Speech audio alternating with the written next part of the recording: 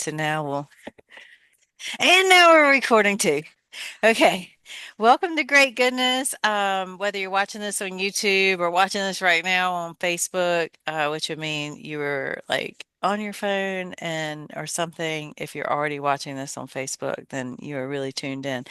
But if you're watching this on YouTube, then please like, comment, subscribe, like interact with us. Actually, today, um, someone reached out and shared a poem they wrote in response to Denise Membrano's episode, and then a painting that someone did in response to that poem. And so I was, That's cool. I know, we've got to do an episode where we share these things. Yes. I'm so excited to be here today with my co-host Karen Stewart Oh, I'm excited too. and our guest Chad Frame. Hello. Yay. And we're going to tell you so much more about Chad. One of the way that Chad came to be on this show, which I'm so glad that this happened, was in the company of Laureates, and that's an event that we will have an episode on in the near future. But it's this really cool event that Kathy Haley and Alice Mergler Mhm. do. They put on every other year on the Indigenous Peoples Day weekend in the Manassas, Virginia area. Oh, And it was, oh my gosh, I got to go this year. It was so much fun. It was the best feeling and the best feeling people. And see, this is how I get carried away, Chad. But I'm gonna stop. I'm gonna stop, and we are going to set the mood, set our yeah. vibe, Karen. Okay, I good. know We're gonna I'm reel it back in. I'm uncontrollable. It's all good. So, are we gonna pull an oracle card to get us Yeah, toward a set our toward a vibe. track at least? Maybe not on the actual track, but Yeah. around some kind of track. Okay. So this is a thing that we do randomly just to kind of generate some random good juju. So we'll see. I mean, it's always good juju. We'll just see Hmm. how random and weird it might be. So today I am going to pull from the Enchanted Map deck, Ooh. which is Oracle cards. And this is a deck that was the brainchild of Colette Baron Reed. She's the author. The illustrator is Gina Della Grataglia, and it's published through Hay House. I nailed that, didn't I? Yeah. You Okay. did. Oh, you Yeah. did. So I've been shuffling this because I don't want to embarrass myself with my horrible shuffle skills on live video. So just trust me, I have shuffled them. And now I'm going to pull one. I'm going to look at it first just to make sure I show it to you right side up and can tell you that. Okay. This is card 15. It is One Ring Circus. One Ring Circus. And I should have shown you this first. This is what the backs of the cards look Ooh. like, which is really lovely. Mm. It's like these little medallions and yeah. Okay, so here is our card that we are going to look at and just see what it speaks to us today. Can y'all see that okay? Mhm. Yeah. Is that an elephant? That is an elephant atop a very high, big rock in an ocean. And on top of the elephant sits this groovy gal in a top hat that kind of looks Mm. like a old-timey ringmaster, right? Like a circus, that kind of groovy punk rock circus, maybe. And she is sitting up there on this big rock in the middle of the ocean Isn't on that, an elephant. I mean, I find that fascinating that it's a circus kind of vibe in the middle of the ocean. Like, Yeah, with that great little sliver of moon there in hmm the blue sky. It reminds me of like the with the turtle supporting the elephant supporting the earth on their back kind of thing. Ooh, But it's yes. really turtles all the way down, so it's I Sturgill love it. Simpson, turtles all the way down. yeah. I really like I like the badassery feel in this, It's right? Like beautiful she is art. Yeah. owning it. I'm not sure what Yeah. all she's owning out there, but whatever it is, she is definitely owning it. Is she looking away to the side? She is, yes, she's kind of looking, yeah, she's looking kind of not Mm-hmm. exactly over her shoulder, but yes, a little to the Yeah. side to toward the back of the elephant. So she may be considering where she's been. A one ring circus. This makes me think of how I feel every time I get on this show. Right? It's like there's a Yeah. lot going on. Yeah. There's a lot. Yeah. But it's all fun. And the rock that they're on makes me think of like they call them haystacks on the West Coast. Like the Oh, Oregon beaches, Washington State, like they all have and I guess Northern California maybe some too. They, the because we don't have them on like the no, Carolina I don't coast know what and you're talking about. We have they're pebbles on our beach. yeah, it is really different and because there are these giant stones that come up out of the water and it really gives the ocean a different feel than Yeah. like the Carolina coast, with the sandy beaches and everything. And so that's what I'm thinking about when I see this. And it's a new moon today. So Yes, that's it really is. interesting that we're pulling that card. And oh, and it's a new moon in Libra, which so we're like balance and harmony and I'm just kind of Ooh. thinking about that now and how that how that works with the one ring circus. Like how And I'm considering how one might get their elephant and their self on up this on top of that haystack. I'd imagine very haystack. carefully. Yeah. Yeah. Right? There'd be a lot of harmony to make Mhm. to A pull that lot went off. into that. Maybe a Yeah. Yeah. few peanuts as bribery as well. Yeah, I think. Yeah. So, um, and I will say, 15, 6, right? And the 6 comes after that 5 where we're usually halfway through a You creation, and we're like it's kind of we've come out of this place of like loneliness or being overwhelmed or mm, fatigued by what we're trying to achieve. And on 6, we're coming to like where we can kind of see what we did, see that we've done it, see that we're headed in the direction and that kind of makes me okay. think of this card too. Like I'm sure that maybe that wasn't on their mind when they drew it or created it, but I it, don't know. You throwing some yeah, numerology at us. I feel yeah, like that these groovy gals that are designing these decks are yeah. probably up on their numerology. And so maybe that is what she was saying when she made the girl looking. I just don't want to put that in her mouth, and Well, no, like, but we're just letting it come yeah, out of our mouths. yeah. Doesn't mean we're Well, putting it in a- anybody else's. and if I can say, I mean, a one ring circus sort of predates the I think the more modern three ring circus when it was a more intimate performance. So it was really just like Yeah. performer and audience before it was like look at all these things. A three ring circus is basically analogous to chaos, right? There's so many things going on and you can't Yeah. focus. But a one ring circus is just performer, audience, and that connection. So that was Yeah. a thing, Chad. Hmm. I did not know that. Yeah. Like I didn't know that the One Ring came before. I love that. Hmm. Yeah. I'm We're not even going getting to make some. the obvious Tolkien reference, and I'll stay out of that. But Oh, we're getting all kinds of learning yeah, already. I I'm so know, I excited. know. I'm like, let's talk more about circus history, Chad. Like it's, Right. Maybe we can work that in somehow. oh, I don't um, have a lot. I think I'm tapped out after that, but that's okay. um, All okay, right. now, so before I start asking questions, Karen, tell us about Chad. Who is Oh, our we're gonna guest do the today? bio before we start talking. Okay. I'm behaving.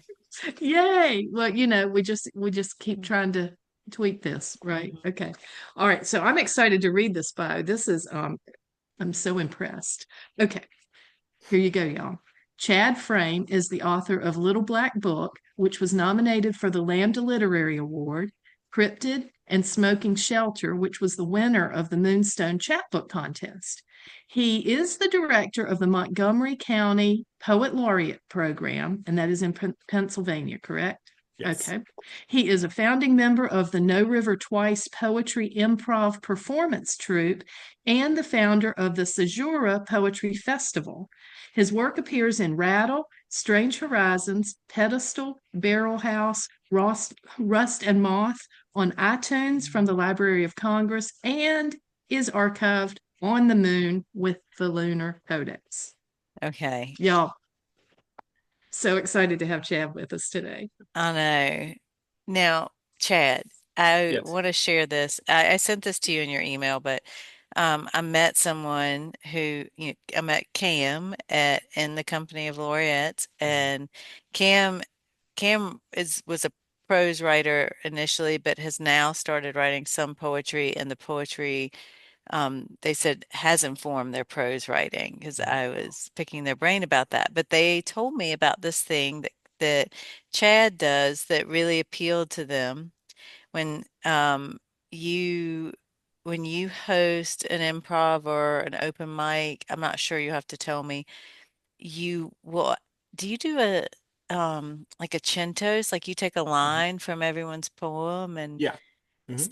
can you tell us about that? Because I thought that was the Sure. coolest thing. Well, so I've always been interested in found forms. It's one of the classes I teach. I teach a class on it for River Heron Review, and I've done it at conferences too. But generally, when I teach in like at all, I want to teach something that I don't see being taught. So like if I don't Mm, see classes on something, if something already exists, I assume somebody's already teaching it and probably better than I could. So I steer clear of like traditional workshops and classes. But if I see something that I find fascinating that I don't see organized into like any kind of formal study, that's when I'm like, okay, this class needs to exist. So I did a found forms class where I talked about, um, blackout, erasure, cento, golden shovel, all of those found forms that exist that it's still evolving and new ones are coming. And out of that, I'm part of a group called No River Twice, which you mentioned in the bio, and we were founded by Hayden Saunier, who's an actress and poet, and a phenomenal one at both. And what we do is we have a panel of poets who will read, and it's different depending. We have a whole roster, but whoever can show up for the given event, and it's audience directed, so the audience will sort of determine what comes next and who's reading it. So like we'll start off with a randomly selected poet and a poem, and then the audience will listen, and we have a moderator always who's basically saying like, well, what did you latch on to? What were the themes? What were the lines? All of that. And then, from the roster, we'll be like, it could be like, I don't know, the moon or whatever. And somebody will be like, well, I have a moon poem, and I have a poem where I moon someone, and I have, things that just kind I of like love, Yeah. are loose. I And then love that. the audience will be like, well, let's have that one. And then the next person will read, all the while jotting down lines from it. And then, one of us, which is usually me, because that's kind of my thing. At the Mm. end, we'll write a cento, and usually I do it as we're going along, so that they don't have to wait. And in person, we jot down lines on a notebook and pass it back and forth. Online, which we do online readings a lot, I've got a little Word file or whatever, and I'm working as we go along, and they're all published on our website, norivertwice.org.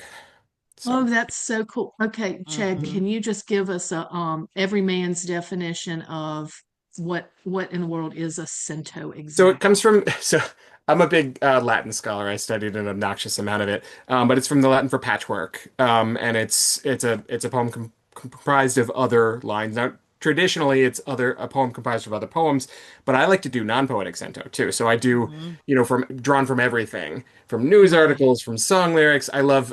I did one from the J. Peterman catalog, which I love. So anything, I'll draw them from anywhere, and the idea is that poetry can be anywhere, and you Right. just have to look for it. Oh, Mm. I love that. So, mhm. I see. That's my favorite form. Yeah, me too.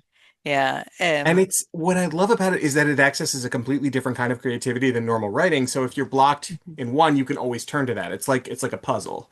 So Yeah. it's something that you can always bounce back and forth. You have no excuse not to be working on something if that's an option. Right. So it doesn't sound like it's overly rulesy. I'm No, you invent obviously your own rules. Like each one that Yeah. I've done, right. I invented my own rules for it, that this is what I'm going to do for this, and you follow your own Oh, guidelines. great. And it still qualifies as a cento. Like you're not, I don't If you have to say it pull the does. entire line from these works. It's just Sometimes, plucking if you whatever. say, I'm only going to do, say you have a musician here, I'm only going to do this album from this person, from this thing, or I'm going to do the entirety of I have one that's just Stanley Kubrick quotes, but from his films and from different ones. And I tried to work one from each film in there. And, you set up little rules for yourself. Hmm.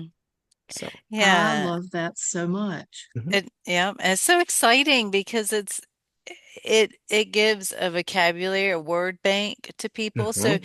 so if you are a non-poet or don't consider yourself a poet, but but you are looking for a way to express yourself. Maybe it's a high school class, Hmm. or elementary school, and we're just looking for word banks. We can anything can become our word bank. Exactly. And it's crazy how the words show up that do articulate something that you're experiencing or have been wanting to express. Mhm.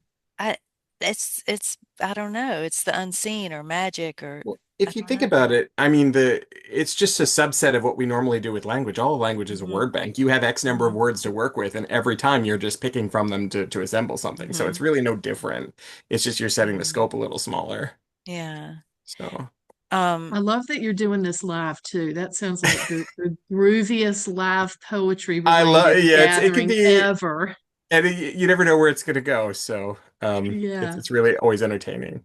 I agree, Karen, because that was when Cam mentioned this to me. I like because I do host things often or have in the past.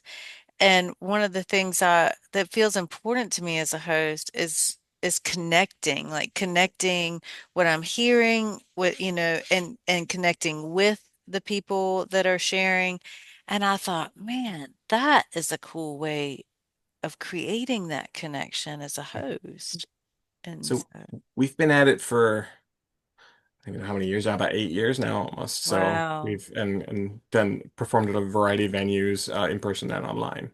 So Yeah.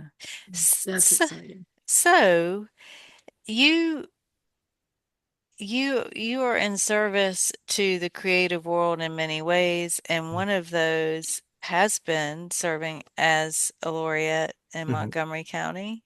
Yes, Okay. And that was in 2017. correct. Mhm. Okay. And well, tell us about that term. Sure. So we have the second longest running poet laureate program in our state, and we are not a state with a state laureate. That's important to note because other states have them. We do not in Pennsylvania. So the county programs are all that exists, and there's no Wow. overarching, entity that governs them either. So we're all our own little islands. So our neighboring county Bucks has an older program, but we work together often. But they're Okay. all, self-run and basically self-funded as well. There's no grant, like we have to do all our own fundraising and everything. So it's very much a labor of love. Um, Yeah. and our program requires a project, like a service project. So mine just kept evolving because I kept thinking of new ways to do things. So um, we started. I started with like a panel I was doing at events, but then it evolved into the whole Caesura Poetry Festival, which we're on hiatus right now, just again due to funding. But we ran that for 5 years in person and then online when the pandemic happened. So we and I guess when the scope of that sort of took over, our executive director and the founder, Joanne Leva, who's a walking saint. She's just absolutely wonderful, and does anything for poetry.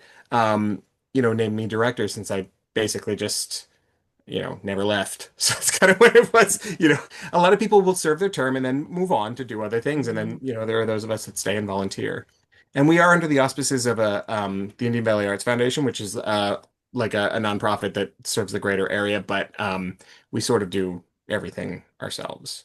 So it's, we hope that people stay and help, but you know, you can't always predict that. So. How much funding does a laureate program need or Well, so other than the prize money for the winners, we do have an honorarium. We pay the judge, of course.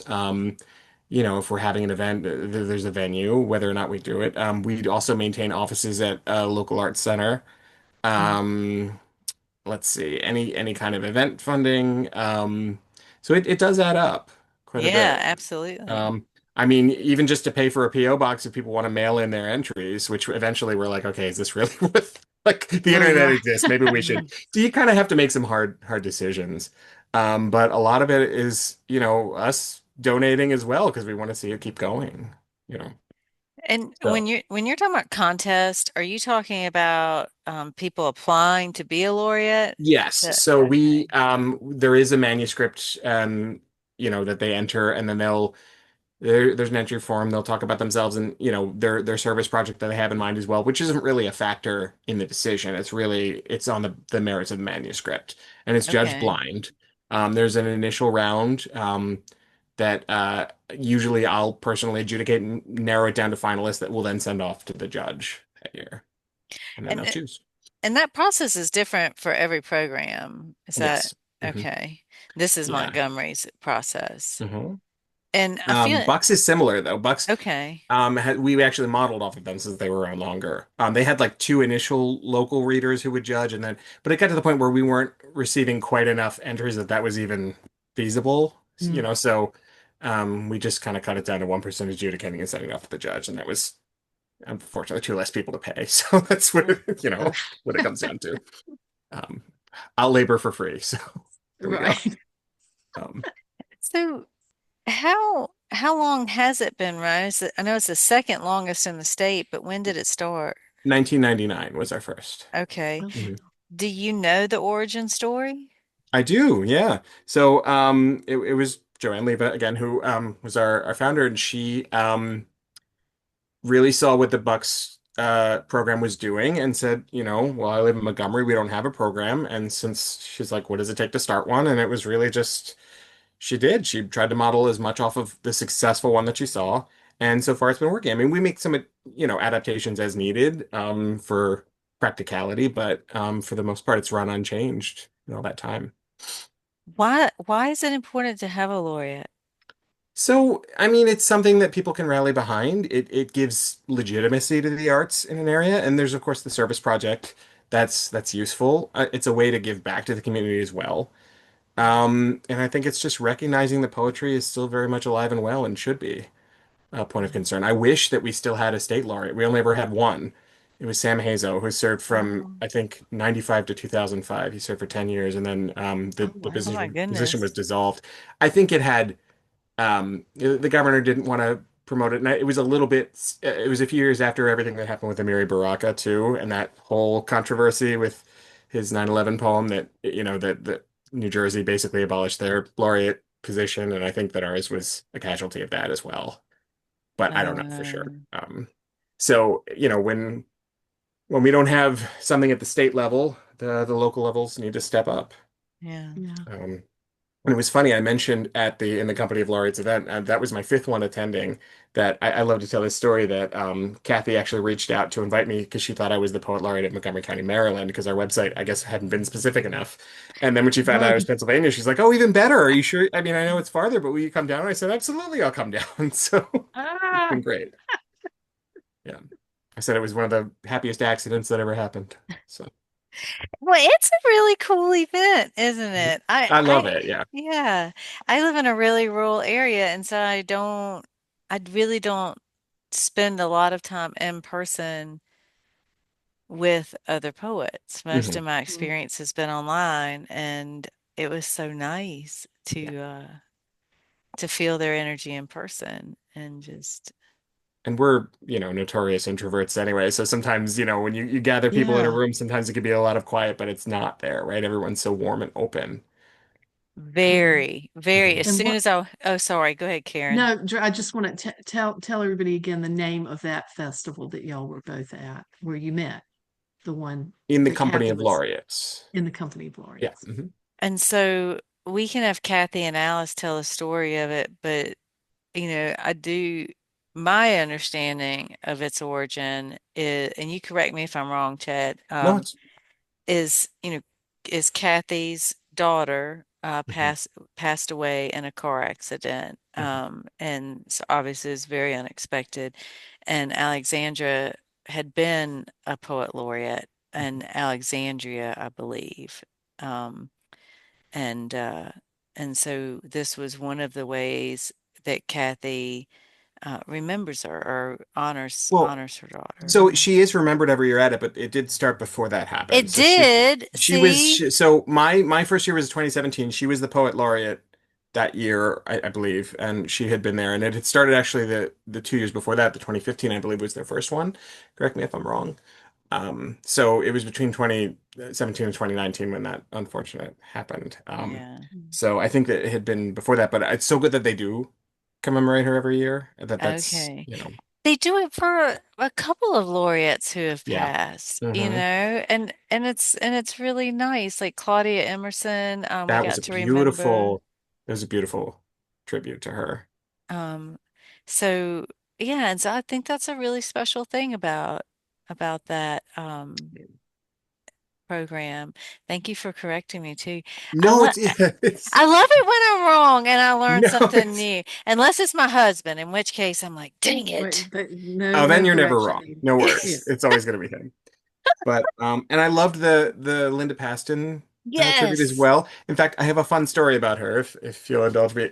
When I went in the first time, I gave a reading, and she walked right up to me and she said, "I'd like to buy your book." And I said, I'm sorry, Linda, I don't have one yet." And she just put her hands on her hips like this and looked me up and down and goes, "That's ridiculous. Come back to me when you have a book." And then she walked away, and I was like, "Guess I better publish a book." Like, and I did.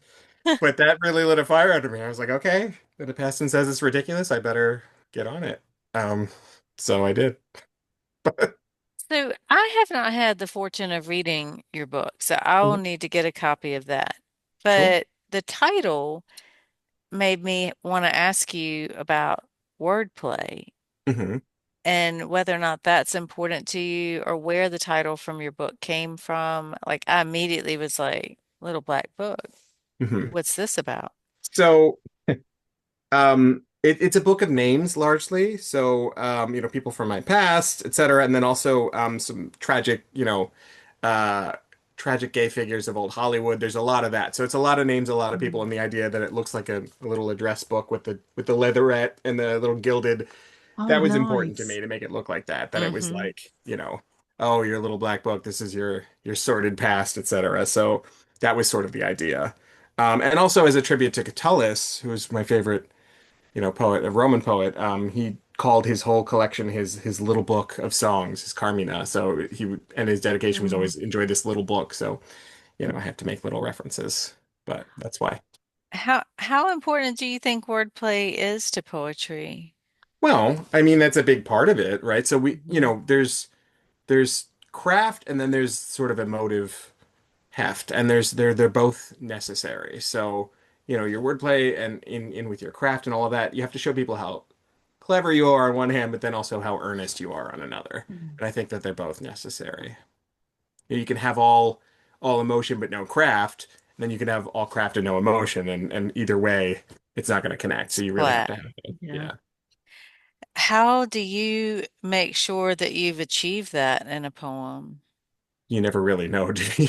But you try like you kind of just have to get a feel for it by writing. There's no way to do it than to do it. So, Ooh, this is a good time for you to read us a poem, and I is it? expect craft and earnestness. Let me get on that. Let's be all judgy. I know. Do you want one from Little Black Book or from the Yes, other book? yes, Yeah, All yes. I right. yes. mean, unless you Plug want the to do book something too. different. Tell us No, how I'm we can happy get the to. book too. Um, let's see. Um, I love this one since I like to write about like I said, so the tragic figures of old Hollywood. I have one about Richard Pryor and Marlon Brando that I love. Mm, And there both of them were rumored to be, not entirely straight, but what really caught my eye one time, and I get inspiration from this a lot, was I saw it was like a tabloid headline, and the headline was Richard Pryor slept with Marlon Brando, Pryor's widow confirms. I didn't read the article. I saw that and was like, okay, that's a poem, and I had to That's all you imagine it. need. Yeah. So what I did was I took that, made it my title, and imagined the rest. mm. So, this is Richard Pryor slept with Marlon Brando. Pryor's widow confirms. Imagine them. Marlon, all sex and smooth-bodied, claims a bar stool, calls for Stella, Artois in its slim-necked and foam-shawled flute. Dressed down between shoots, the white wife-beater hugging broad swaths of long-labored muscle. Richard is hunched 3 stools down, nursing gin, his tawny lips wet with juniper tang, the folded blue brim of a baseball cap shading his face, drumming spindly fingers on the polished bar. noting where they stick. Marlin glides over with the easy grace of predatory fish, and his rough hand is on Richard's knee, bold yet casual, as if it has always been there, always would be there. Perhaps there are words exchanged. Perhaps some things transcend language. What moves Richard from stiff-backed surprise to stumbling, hand in hand, down a long hotel hallway with Marlin's sandpapery chin brushing the nape of his neck? It doesn't matter.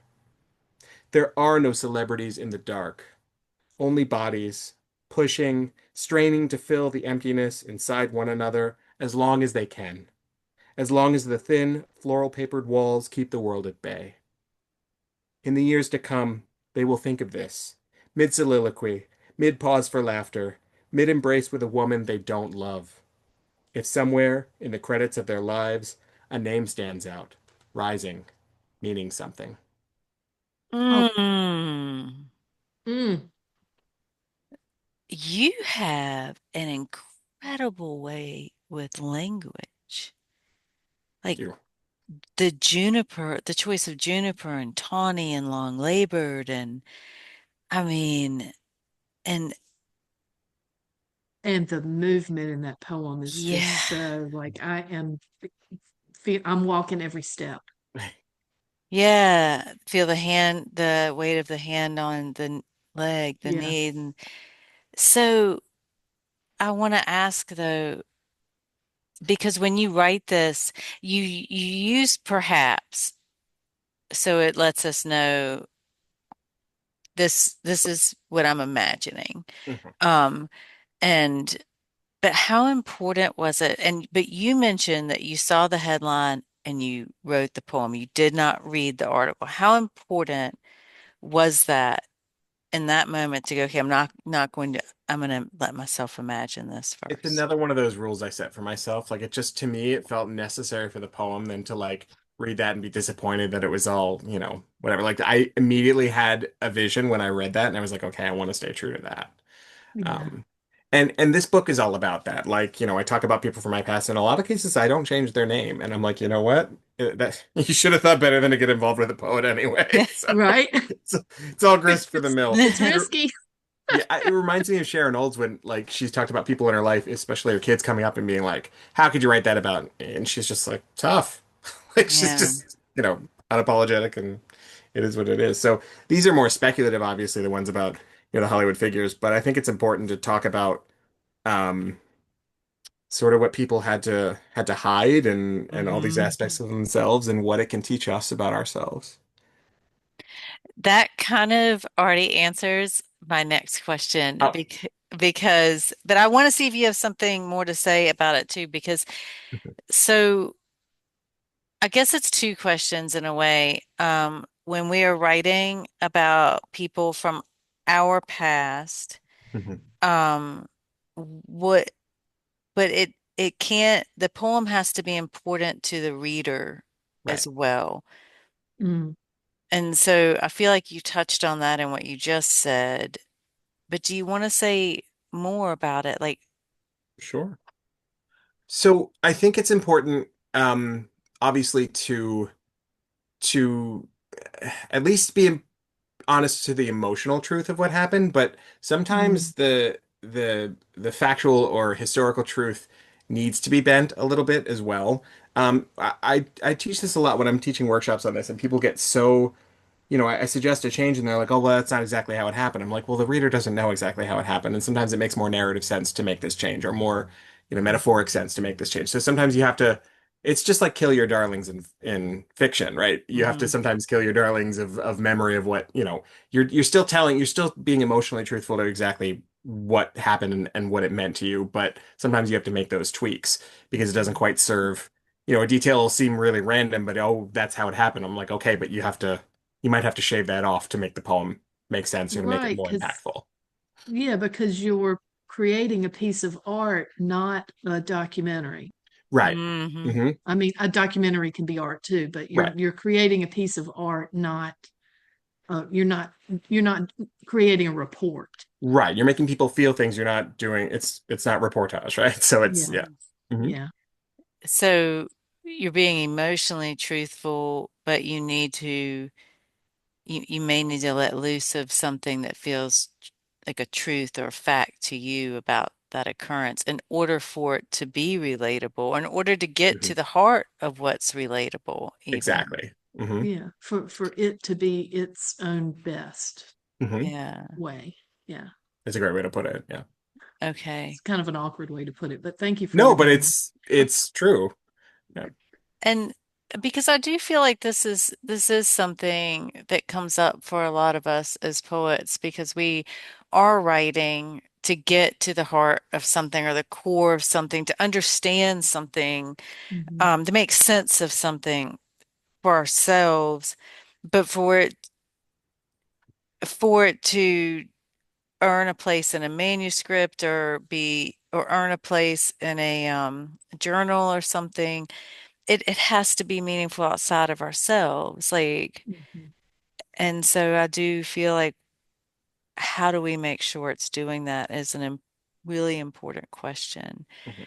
Um, hey, I think you should pick a poem out of the little black book where you did this, where maybe, can you do that off the top of your head? Like where you maybe kept the emotional truth, No but pressure.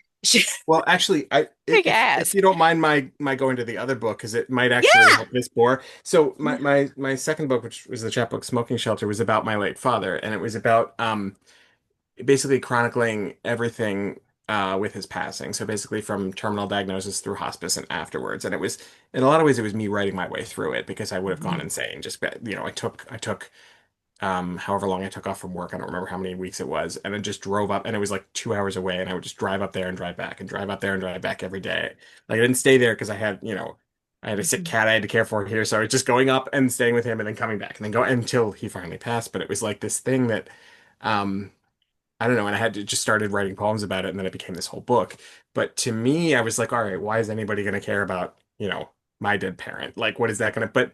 But there was something I found like I was tapping into something with the poems that was universal that people Mm-hmm. were really getting. So, I don't know, I can read the title poem for you. And there was a change made when a journal took it. They suggested a change, and first I was like, oh no, I can't. And then I was like, you know what? I will make that change, and it's Mm-hmm. better for it. So I'll read the poem and I can Mhm. tell you what the change was. This is the title poem. It's Smoking Shelter, and the epigraph is outside the hospice ward of the VA Medical Center in Wilkes-Barre, Pennsylvania. Mm-hmm. Mhm. Easter, and the glass enclosures clouded like a roomy eye. Old men are smoking, wheezing in their service hats and wheelchairs. We've brought my father's dog. I know it's not a man's dog, he announces, Chihuahua resting on the blue quilt draped on his lap. That's a great dog anyway, says Cecil, his rumbling basso hoarse with settled phlegm. Looks about the right size for a football. We lost our last one. What starts as laughter in both throats turns to rasping, then wet coughs, echoes from a deep well. My father says, I hear come October we're not allowed to smoke here anymore. He looks at me. You'll get me out of here before then, right? But before I can answer, another chair-bound man slowly scoots over to us, tells my father, You look just like Jesus. I guess I can see it. The hair, the beard, the starvation, sallow skin, scroll parchment stretched thinly over wooden finials. You suffer like he did, he continues. But I can't heal you guys, my father says. I wish I could. Another coughing fit. You need something? My mother asks, reaching in her purse. Yeah, he says, wiping his mouth with a trembling hand. An end-it-all pill. I wonder, what will be Mm-hmm. your last pleasure? A parking lot view, a few puffs, warm breeze, smelling secondhand gas station chicken. He is risen, and I realize each thing opens at its own pace. Our hearts, the first spring blooms, church-bound women in yellow hats. Oh, So, um, the change that was suggested was by Rattle when they published this, and um, the editor, Tim Green, suggested that the section about the football. So what had actually happened while I was there was one of the people said, "Oh, we're going to start up a football league. We need a punter. Do you want to, play?" And they're both sitting there in wheelchairs and on death's door. And my dad laughed, And I was like, and he's like, oh, did they mean that the dog would be a football? Was it already set back? And I was like, no, but I guess that's better or makes more sense. And it ties back to the dog. So we made that change. And every so often I see it and I'm like, that's not really what happened. But I'm like, who cares? And so Hmm. what? It's still true to the moment and it Yeah. works so much better. So a little moment that might confuse a reader narratively Hmm. can be cleaned up and that the poem is stronger for it. Mm. You know. And I have two things I would like to say about that. One is I wonder if in that, so I really do believe that we write to heal. Hmm. And I wonder if in that moment of letting go of the factual event, but holding on to the emotional truth, if that's important for our healing, even Hmm. like I wonder Mm. about that. And but then the Yeah. other thing I have for you is the end it all pill. How Hmm. did you know that wasn't your ending? Um, because he said that, but it really wasn't the end of it. Like I didn't want to end on that note. Uh-huh. Mhm. And I guess it needed to have that tie back into the um into metaphor. I think I wasn't done yet, and I knew. Mm. And I remember when he said that, I was looking out over this crack parking lot, and I'm sorry, but veterans hospitals are like the saddest places on earth. I mean, Yes. it's like Yeah. there's a regular hospital and then there's a veterans hospital, and you're like, oh my God, this Mm-hmm. this place is so. But yet they still found joy and they were still joking about it. Mhm. These people who have so little and I don't know, there was something so intensely human in that moment. And I remember looking across it and just seeing like, just flowers at the very edge of the thing. And it's that whole like rose blooming from concrete thing where you just see a little moment of beauty in it. And I felt like I couldn't end on what he had Yeah. just said. And even he Mhm. said it with kind of the wry humor he would have used for anything, Mm-hmm. so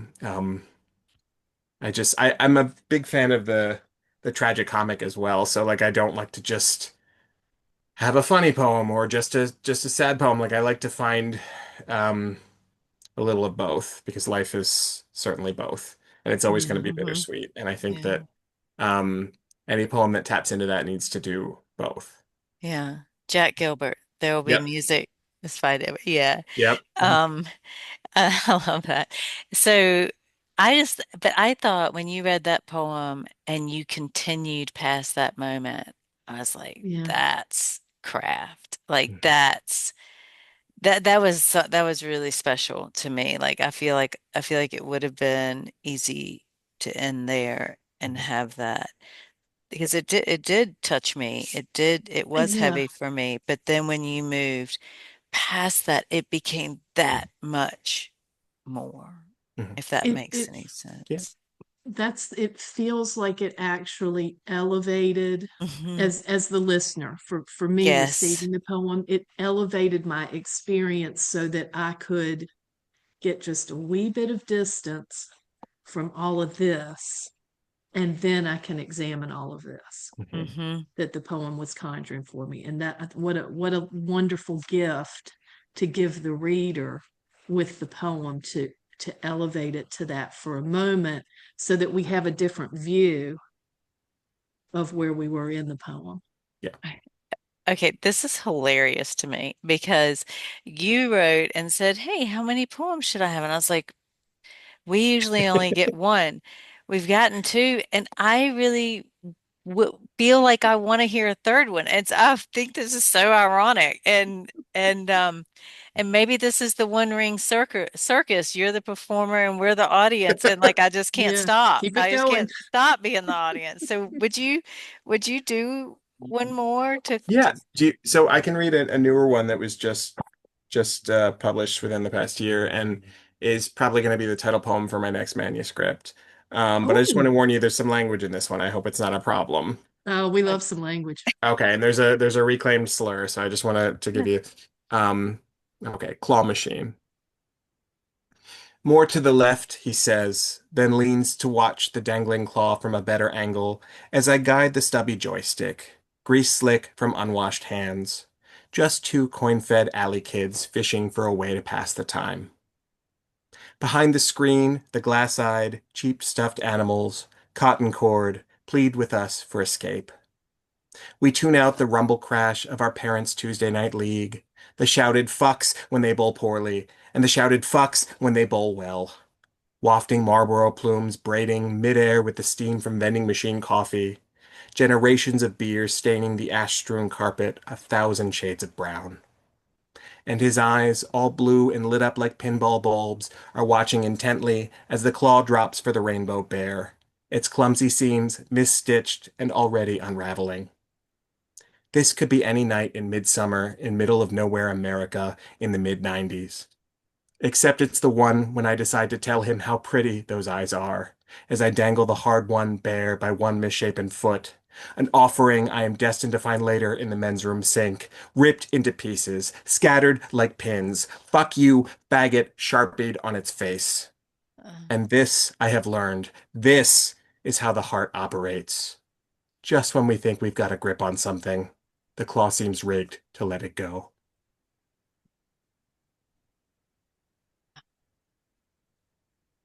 Mm. Chad, I have to ask you, you said this was recently published? It was one of the runner-ups for last year's Rattle Poetry Prize. It So it was was in in their Rattle, contest wasn't it? issue. It, What was that?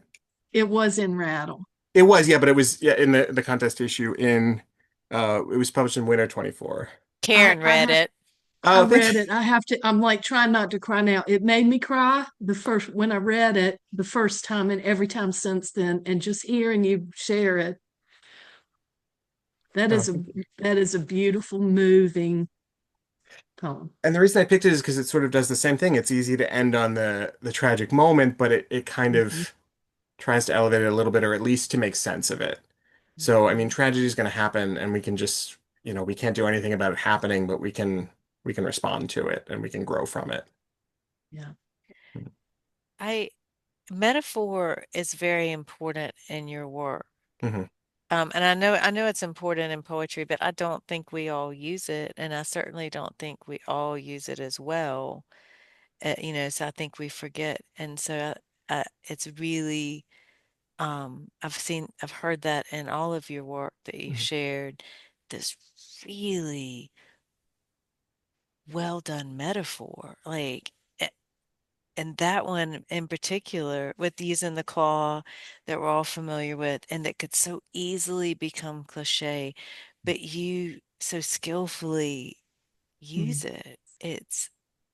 It's like, I really feel very speechless having after hearing that poem. So I'm not saying Oh, yeah, I didn't anything mean to. that no, Yeah. it was thank you. I Yeah, love It was, that. yeah. I Thank you. love to feel. Yeah. mhm, I love to feel. Like yeah, I'm so grateful when someone lets me feel. mhm, But I It's do, such a gift. yeah, It is a gift. I do have to say now in that poem it says this could be anywhere America, but that was in Pennsylvania, was yeah. it? Hmm. Okay, so I have a friend who's a poet, Hmm. Dana Krugel, and when she writes about Pennsylvania, like it actually, so when you were, I was like, oh my God, this reminds me of Dana. And I'll tell you another poet it reminds me of is Michael Garrigan. Hmm. Um, and I know Michael writes a lot about nature and things, but Pennsylvania is still there, and that grit of Hmm. Pennsylvania is still in those in his poems, even when he's writing about a trout on a stream. See, Like, I admire all those nature poets. I always joke that I'm a terrible Mhm. poet because I don't know trees and I don't know birds or fish. But a lot of my friends in my personal workshop group are very much into that. So I learn every time. I'm like, oh, that's what an egret is. Okay, well, I'm a terrible poet, but and I'm always like, writing about, I don't know, relationships or other things. So it's just, everybody has their own, but we're all getting at the yeah, same thing. There's yeah, a commonality of experience, whether you're telling it through, a lake trout or a bowling alley. Like you're getting at the same thing. Right. yeah. But It's not about the trout. No, it's never. It's no, always about no. something Exactly. else. But I can see Pennsylvania, like I can start to get a feel for Pennsylvania in all of y'all's poems. And Hmm. I could hear Michael's Pennsylvania in your poem. I could hear Dana's Pennsylvania in Mhm. your poem. Hmm. And so, Yeah. and I was thinking that before. And then when you said this could be anywhere, small town America, I'm like, in the 90s, I'm like, I don't know if it could be because I hear Pennsylvania. Hmm. I really I did do. too. My husband's from a small That's town in Pennsylvania. right. And when I read that poem, I was like, I was I was there. I was there in yeah in the bowling alley I had been in that he grew up working in. That's where I went. So well done, Yeah. sir. Oh, thank you. Yeah. Yeah, because wait, I think that's really important. Like I think that's a really important thing when like these poets or poets are writing about something so carefully, Mhm. so mindfully that they are telling us of a culture or telling us of a place or and one that might seem like us could be anywhere in America, but It could it be, could Mhm. be, but this But it was wasn't. but it definitely wasn't. Yeah. Pennsylvania. Right. Yeah. And Yeah. I think that's so cool. I think some of my favorite, like the Yeah. Dana and Michael are some of my favorite poets, and now Chad Frame. I mean, Oh, I'm honored. Thank you. Pennsylvania has Yeah. a thing Yeah. about producing poets. I guess we They, do. Yeah. It's a It's a bigger thing. state than people realize too. I think when you look at a map of it, you're like, oh, it is bigger than you think. Like, yeah, and it brings me back to the importance of of poet laureates and mhm. having those in the communities and um yeah, I wonder. How did you start? Okay, we're out of time. However, I I'm forgot. I've sorry. got one Oh, question Yes. really dang it. quickly. Um, so I'm thinking about that and I'm like, wait, we didn't even find out how Chad became a poet. Oh. Um, I think I've always written. I wrote poetry from very early on, and my undergrad was at Penn State. And I did every poetry thing I could. I took every class. I did every contest, every whatever. And then like I graduated, and I wanted to go right into an MFA, but I wanted to pay off my undergraduate debt. So I basically spent 10 years just working odd jobs and not writing at all. And it felt like a limb had atrophied. It was like the worst feeling in the world because I had these ideas and they just let them go. And so I decided to just enroll in an MFA without anything in between. And the minute that I did that, then right after I finished that, I became poet laureate. So just one thing just led to another, and I just said yes to everything. That's how I ended up in Virginia. Like she had reached out, and it was just the timing that like I had just been laid off and it was like the right timing where I was like, well, I have some time before I start my next thing. What am I going to do? And this popped up and I said, sure, I'll do that. And while I was down there, Grace Cavalieri, who's a legend, approached me out of the audience and asked me to come be on her radio show. And I said, sure. And then just so one thing just leads to another. So I'm just trying to say yes to as much as I can. Um, I love that. And Karen, I feel like we've heard more than one guest say, I just, I'm just saying yes. mhm. Like, Yeah. Yeah. You does never know that, where it'll go. So why not? yeah. Yeah. Um, and here I'm like, I need to say no to more. I need to, Well, I say that too. Well, So you have sometimes to I, do I that do, too, but right? if you can't do it, you can't do it, but you might as well try. No, no, yeah. no is a good tool to make room for more yeses. Ah, that's Yeah. So good. for the yeses that you want. That's good. Yeah. Yeah. Okay. Thank you so much for being our guest today, Chad. We Thank you for enjoyed having me. you. Oh I my enjoyed this so goodness. much. Oh, And I love your work. I'm so glad I got to experience it and experience it through your voice. Like, Karen, yeah. am I stopping you from saying No, something? I well, can see you. I want to know, Chad, I want to make sure we say, how can Yes. people find your work, Chad? Or So, find like your website or you'd what? think I'd have one. I've been paying for a domain for years and never bothered to build it, so I need to get on that. I'm really bad Oh, at. you're a man I after my own literally work spirit. in sales, and I'm the worst person at marketing myself in the world. So so Little Black Book is Ingram distribution, so that's everywhere. And Okay. there's a soft cover and hardcover. I was the first one that they ever did a hardcover for. Mm. And then Smoking Shelter is on uh, Moonstone Press's website, and then I have copies if anyone wants to reach out. I can always send them. Um, and my little middle book was kind of like a limited release, but I might be putting it out with somebody else as well soon. And I will be releasing a new collection. I just have to finish it. And I do fiction a lot as well too, so I'm very Googleable. Oh, You good. are. Okay. Well, you're Googleable. But Good. That's I great. couldn't find a website now, but you just invited people to reach out to you if they want to get a copy from you. But how do we do that? So that is a good question. I'm on social media. I'm on Okay. Facebook. I'm on X. I'm on Mm, Blue Sky. So Okay. whatever they like. Just look up Chad Frame. Yeah. yeah. Do some Googling. Which Work is with a me. great name, by the Thank you. way. Like, I is always think that it's your Yeah. too real name? monosyllabic, but I'll take That's It's it. your real great. name? Yeah, yeah. You If I were didn't gonna make one know. up, it'd be more interesting than that. Nuh-uh. No, It's got a great sound. Chad it's great. Frame. Yeah. Thank Like, you. it's like, It's yeah, like an okay. action adventure hero name, Oh, I right? love it. Yes, I I'm gonna go with that. Yeah. exactly. Okay. We've got to do a prompt real quick. And there were just so many. Here's one that I think will just sit with me for quite a while. I mean, I could do the emotional truth, and the letting go. I could, I could do but what I want to do is like what struck me was when you and I think you could do this for a poem, you could do this for a story, you could do this for a painting, you could do this for a sculpture. Like pull out something you've been working on. Pull out something that you think you might want to revise and whatever the word for that is in other mediums. Something that you feel like is finished, but and look at it again because is that where you want it to end?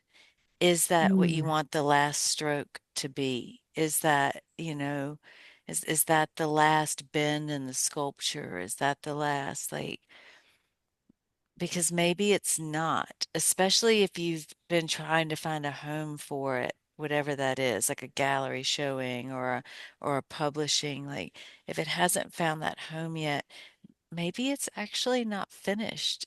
Maybe maybe you take it just one step past.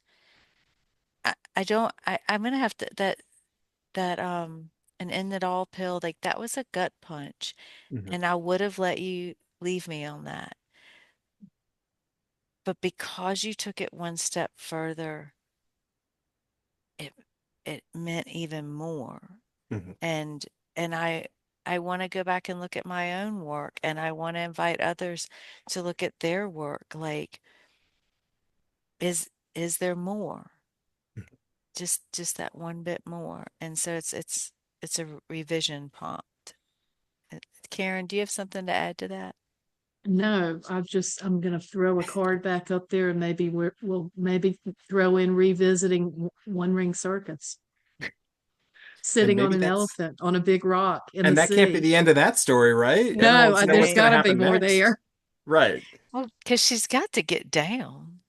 One would Or assume. or Or does she? or does the tide rise and sweeps her away? I don't know. Can it Maybe a rise? big Can the bird tide comes and rise she that much? flies away. I have no idea. Maybe she just stays there. So, okay. Thank you so much for being here with us today, Chad. Thank you for having me. And I'm thankful for Karen being here. This worked out beautifully Oh, to be able to be together. thank you for Yeah. doing this, Angie and Chad. Oh my And goodness. make sure to like, comment, subscribe, and share. And make sure if you write something or felt something in response to this episode that you reach out and share it. Karen and I are both very, very easy to find. Yep, we're everywhere. And so now I'll try and figure out how to stop live streaming. Okay, I usually click that button about 12 times. And now we'll stop recording, and this will all end abruptly, and we'll be in a room by ourselves. Oh, like a one ring circus. Okay, here it Oh, goes. that's how it ends for today, for Yeah, us today yes, in this yeah, Zoom. here it goes.